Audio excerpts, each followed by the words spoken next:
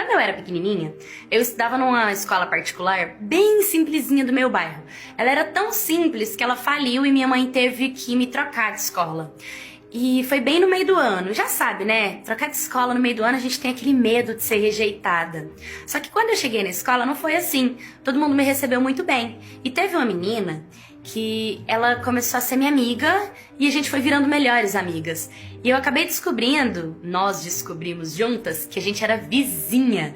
E foi muito legal, porque além da gente ser amiga só na escola, a gente também começou a ser amiga fora da escola. E minha mãe e a mãe dela, elas conversavam, ela vinha pra minha casa, eu ia pra dela, a gente dormia uma na casa da outra. E nessa época eu tinha uns 9 anos de idade.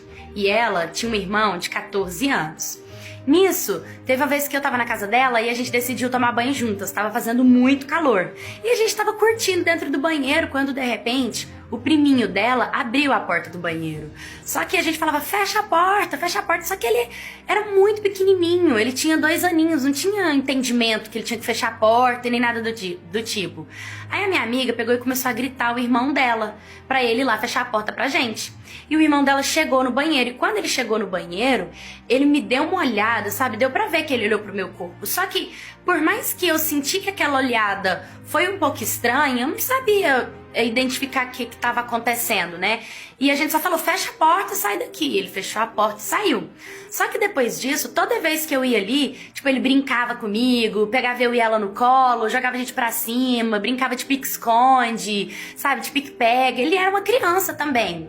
E depois do banho, ele começou a me tratar diferente. E toda oportunidade que ele tinha de passar a mão na minha coxa, sabe? De passar a mão no meu corpo, ele tinha. E eu comecei a identificar isso. E eu não gostava.